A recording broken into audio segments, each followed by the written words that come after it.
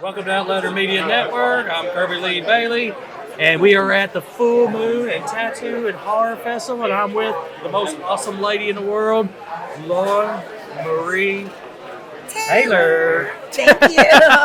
Welcome to the show. Thank you. I was telling you earlier that you look like my son-in-law. Well, that is your son-in-law, Brad Pitt? Oh my God! Help me, somebody, please. I was not expecting that. That's what I assumed. Actually, he is. So you're Friday the 13th, part 2. Yes, indeed. And I love the movie. Oh, by the way, sorry that you didn't make it too long in that movie. I tried. I was the last one to get killed, but sorely, I just couldn't get my legs under me and run out of that room. It was too fast. But the good news is, like, you were in one of my movies that was my number one horror movie 2 years ago on our cast back in,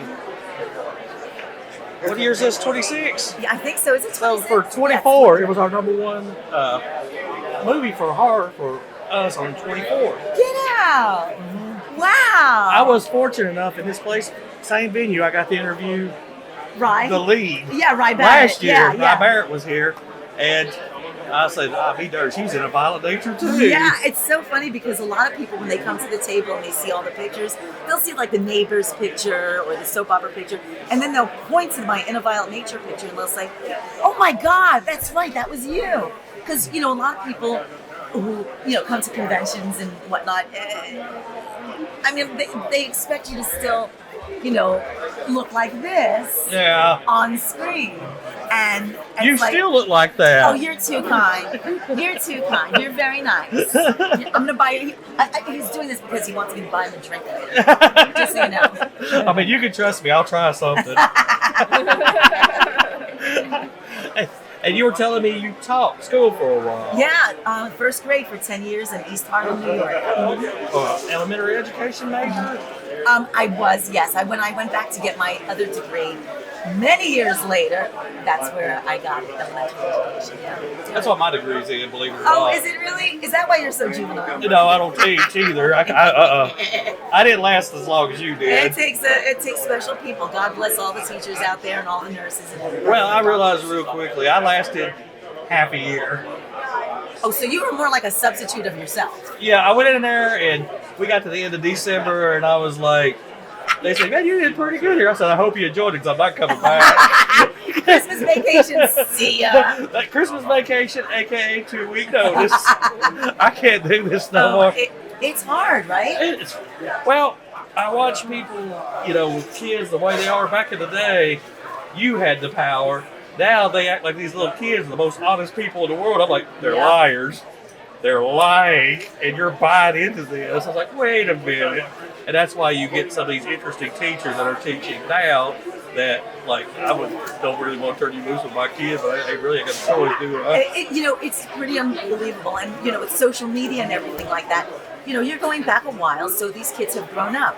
And I've gotten a few of the kids have reached out to me. The first one was an apology. She reached out to me on Instagram. I'm not going to say anyone's name. She reached out to me on Instagram. She said, I am so sorry for all those temper tantrums I threw. She used to throw herself on the floor of the classroom. Then I got another one recently from a young man who, he's now in college. Boy, that made me feel old. He says, Miss Lauren, you were my favorite teacher, blah, blah, blah. He sends a little picture of his first grade, stuff like this. And he said, I was just wondering, now that I know that you were Vicky in Friday the 13th Part 2, because I never mentioned it when I was teaching, he said, what was your reaction when I showed up on Halloween dressed up as Jason Voorhees? I wrote him back, I said, tell you the truth, I had to stop myself from screaming when you walked in. I was like, oh my God! And I'm like, hi James, nice costume. And meanwhile, I could feel my face getting red. And I had to hold it in all day. I needed my Jason support dog. Support dog. For sure. That's kind of like my Don King support microphone. I was going to say that looks like Don King, but I thought he's going to think I'm being silly. It's probably some horror movie icon. No, it's like everybody is saying that. It's like, when I first got it, it looks like Don King. We love you, Don King. Hey, we don't have to say we love you up there. He's still on the plan. Well, yeah, I'm shouting it out wherever you are. I heard you talking that you got another movie coming up. What are you shooting for? Oh my gosh, I got a bunch of crazy stuff going on. One just came out called Snake Manor. We filmed it in Atlanta, and I play kind of this nasty woman who deserves what happens to her. It's pretty gory, and it's out right now. What did I do? Oh my God, I just did Christmas at Aunt Betty's with Eileen Deeds, who was Zuzu in The Exorcist, in the original. Right. So that was kind of cool. She plays my mother, and Bill Randolph, who was in part 2 with me, and Ron Milkey, who was Officer Dorff in the original Friday films. He's also in it. So it's kind of a cool movie. It's really a lot of fun. We shot it out at the Jersey Shore. And I got Loose Ends, Victim No More Part 2 coming out. Are you going to be in this sequel? I'm not in this one, no. How come you're alive at the end? See, I was thinking when you... I don't really... It's been about 2 years, so I don't really mind saying anything. When at the end, I thought you were attached to... Well, that was the interesting thing. Our director, Chris Nash, I'm from New York. What you see is what you get. And he said to me, first of all, talk slower. You're talking too fast for a woman who lives out in the middle of nowhere. He said, be very careful of how you look at her. I said, well, I'm from New York. We always give people the stink eye, even if we don't mean to. He does it too. He said, it's not that. It's just that you look a little threatening sometimes, because I was playing it that way a little bit, because that's what I read into it. So he said, you got to pull it way back, because we don't want to know her intentions, good or bad. So is there room if there's a part 3? I would love for there to be a room. I haven't heard anything, but wouldn't it be fun? It made sense to me that you were... I thought, is she tied in with this? That's what I thought, the pickup on it, because I was like, wait a minute. Yeah. And then when I read it, I said, that's her from the second Friday 13th. She ought to be thankful. You went from one of the first girls to the last girl. I know. When I was reading the script, and then I saw that I came at the end. But you read the whole script and everybody's getting killed. And I just went, oh gosh, I'm gonna die in this one too. And when I got towards the end, I went, wait a minute, what? I get to live? This is awesome. This is great. Well, the only way you could be in a Friday the 13th sequel is you're going to be in a dream sequence. This is true. I shot a film last May. It's called Desert Fiends Part 2. And we shot it in Vegas.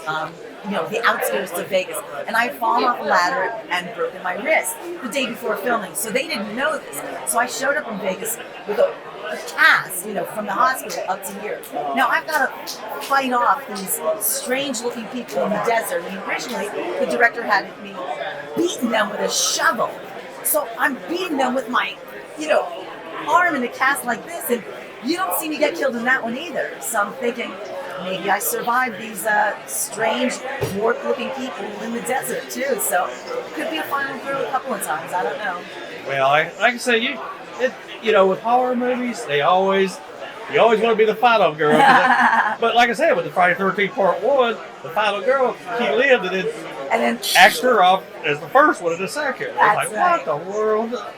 And, y'all got to play with Jason for the first time in that movie. That's also, right. Because he wasn't in the first one. Everybody always said, and I always assumed that he had the hockey mask. He did not get the hockey mask to number 3. That's right. And don't forget, I started the hockey mask by saying the one with the puck. Yep. So it's like, I used to have pucks that I used to sign too, but I ran out, so that's why I don't have any here. But those were very popular. And I put the one with the puck on it, and that was a lot of fun. People like that. So do you still live in New York? Yeah, I do. Yeah, not in the city anymore. I'm upstate a little bit. Well, you can't hardly afford to live in the city. Oh, no, not at all. And I don't know if I would want to either. I like where I am. I like the deer. I like the bears. I like the raccoons. I like the foxes. Did you have all that stuff in New York City, camera person? I lived in Albany. Oh, okay. So yeah. So you were north. Yeah, north. Yeah. Okay. Rest of New York. I mean, you kept on saying you were teaching in Harlem. Are you talking about like in Harlem? Yeah, in area? Harlem. Yep. Lord. In East Harlem. Yeah, it was something else. It was Yeah, it was a mixed classroom with all different levels of students and special needs and everything. So it was an adventure for 10 years, and I wouldn't trade it. Well, the thing that gets heartbreaking about teaching is it's not really the kids' fault. It's more the politics and the parents. Yeah, And you don't realize it till you're in it, and you're like, wait a minute. Yeah, and being babysat by TV or by iPads or by phones, it's like, here's a babysitter. And unless they're doing educational things like the kids did when all that technology was just starting, there were so many educational programs that you could get. And now it's just, they can watch anything they want. So you gotta be careful with that. Well, horror movies. No. Now it's like you got everything in that dang phone right there at your fingertips. And if you don't monitor those kids on those things, it's like, whoa. Because you get a hold of anything on there. We have to watch, like, we don't let our grandchildren, but we're with them. Yeah. We don't let them get on the iPads and the phones. We don't let them mess with that. We kind of go old school. We're going to play outside. Exactly. We're gonna do this. Throw the ball, throw the frisbee. We're going to be, Grandpa will be a participate. Yeah. Well, think about it. When you're scrolling on your own phone, things pop out at you, and you think, how did this get into my algorithm? Well, it's like, we'll be sitting here talking, like, we might have a conversation about weed eaters right now. And I'll put my phone up, and there's a thing about weed eaters. Oh, there's a weed eater right there. This phone is reading, is listening to me. I know. Once in a while, I'll say, did you hear that? That's how I feel about it. It drives her crazy because we'll go to the movies. I cut my phone completely off. I turn it off. She'll have it on silent. She will not do that. And then when it'll drive her crazy is that we'll be driving home. And I was like, hell, I left my phone in them cup holder at movies. Oh, no. And sometimes I'll just leave it there and go get it next day. That just happened to my husband yesterday. So my husband does tutoring for kids on movie sets. Well, now he's doing a couple of kids on a Broadway show, a new Broadway show called Schmigadoon. And he got to go to the dress rehearsal on Broadway last night. He left his phone in the theater. He said they were like on their way to Penn Station and they had to double back, run back to the theater. Thank goodness it was a dress rehearsal, so they were still getting notes and working some kinks out. And there was his phone under the seat. And you think, cup holders. In these days, everybody goes like this. Do I have my phone? Do I have my phone? And he didn't do that. I was so shocked. Well, it drives her crazy. Like, I'll walk up from the table and leave the phone at the table. She's like, are you kidding? And it drives her nuts when I do stuff like that. I don't really care. I don't live with the phone. I don't have to have it.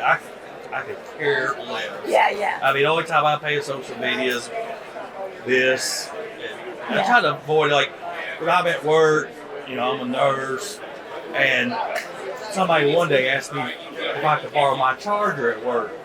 Yeah. I was like, what charger? Because I come in with 100% charge. Yeah. And I leave with 81%. Yeah, right. They said, who do you talk to on the phone? I said, nurse practitioner, my supervisor. I don't talk to nobody.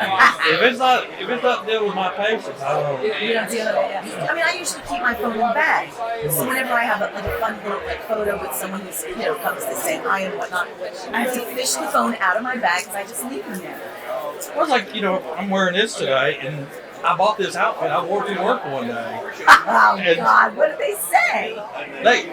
This one patient was on the hallway. And I explained to them, they was like, how come the nurses on that hallway aren't wearing a tuxedo? I said, because y'all are coached. Down here is first class. That's a great answer. Great answer. So, I love to entertain the patients. Because it's long-term care also. Yes. And you're trying to keep them happy. And, if we're going to be here, we're just make your life so long. Because nobody wants to be stuck in one of these things. I got stuck in one for an ICU for 2 weeks as a patient. Yes. It was no fun. No, I hear it. I was in isolation with the C. diff for 10 days. No fun. And my daughter, one of my kids came to visit me once, and they had her suit up everything, Oh. And so she took a picture of herself, and she said, I make this look good. But every part of her body was covered. You felt like you were in the E.T. movie where they come running out with all the gear on. Yeah, that was me. And see, and the thing is like, they get on to me all the time because I'm the most notorious one that You got to remind me to put a mask on. You got to remind me to put this gear on when I got somebody sick. And you should be one of those people that's just like, yeah, I forgot to take my mask off. You're forgetting to put it on. And well, this stuff just rolls off. I don't ever catch anything. I don't ever worry about it. Knock on wood, right? No. She catches everything. So you bring it home to her and you just do. Well, no, Germs. hers is hygiene. Is what her problem is. That's his ongoing joke. I mean, no joke. We were at the Blue Ridge Rock Festival right when COVID had ended, and we went to that right out the gate, and we were hanging out, blah, blah, blah. And we came back, and we had work that day, and we were telling everybody about how we had a great time at the Blue Ridge Rock Festival. And I was testing her, and she tested positive for COVID, and I was like, oh, crap. So I tested myself 3 times, and I was negative all 3 times. Yeah. And I couldn't tell anybody because they found out I'd been with her. Right. I was going to be off work for 2 weeks. Yeah. But I could still, it didn't make no sense on the whole nursing thing because, say, she's got it, but I'm okay to work around COVID patients. Right. I couldn't figure that out either. I was like, I thought about that a lot myself. I was like, how does this work? I was like, I couldn't figure that out. Well, especially like when I first got trained as a nurse, they put a mask on your face, you go in the room, take care of the person, you come out, and you throw the mask away. Yeah. Then it changed because now you're going from room to room with the same mask on. Like, wait a minute, you're carrying the germs. Yeah, right there. Yeah. Because I guess it costs a lot of money to replace those masks every time you walk out that door. This is true. Well, I'll tell you, I was doing a con in Germany, weekend of hell. And, it's a long flight, so you fall asleep on the plane. And, yes, your mask is falling off your face. And I'm like, oh. And we're eating with our masks off. Mm-hmm. Come on. It's like you were in a restaurant and they're doing alternate tables. Yeah. We're all still breathing the same air. Yeah. Wait a minute. My favorite was, no offense to anybody if you did this, and I understand that some people do have, health issues, and whatnot. But it was people like walking outside. Like I live in an area where you can go hiking. You're from Albany area, so there's a lot of hiking up where I live. Middle of the woods, and somebody's got a mask on. Mm-hmm. They're driving in a car by themselves and they got a mask on. Yes, I can figure that. What are you hysterical. doing right there? Yeah. That don't make no sense. You're by yourself. Yeah, I was on my way to go trail running once, and a police officer, who's a German coach, police officer said to me, "Be careful, you have bears around." I said, "I got extra masks for them." Okay. You had to make fun of it because everybody was just getting what they were doing. That was part of the problem. Nobody. I mean, it was like, gosh, I cannot even talk about those days. I was the most notorious person where I never wore a mask. Never. I was the worst. And I couldn't catch it. But you know what? It's 2026 and we're still talking. Yeah. That's what's crazy. Well, they shut everything down for almost 2 years. It was unbelievable. And it just, it's hard to believe that happened. Well, we're going to wrap this up. Oh, I appreciate you taking all the time because I can talk to you forever because you're quite entertaining. This is what we do, right? Do you have any other questions or anything like that? Is there anything you want to promote while we're sitting right here? Yeah, come here because I'm only here for the rest of the day. Right here tomorrow? No, it's Easter. I've got 10 people coming over. Oh. Listen, and then so my husband sends a text. Where are the extra paper towels? I'm like, we've been married for 43 years in the same house for 35, and he still doesn't know where I keep the paper towels. And I'm like, where else? They're under the sink. No, but you can find me on Instagram. It's just Lauren Marie Taylor, the number 1 behind it. And then my website is just my name, LaurenMarieTaylor.com. That's where I post stuff that I'm doing, outtakes and whatnot, and just fun stuff. Hey, go see it, A Violent Nature, if you haven't seen it. Yes. And the next one's coming out, not in it, but go and see it. Go see this one first. Yeah, you have to see this one first. You have to get the backstory of the film with Johnny. Yeah. But anyway, thanks for having me. Oh, This has been a lot of fun. And we're Outlander Media Network, and we are out of here.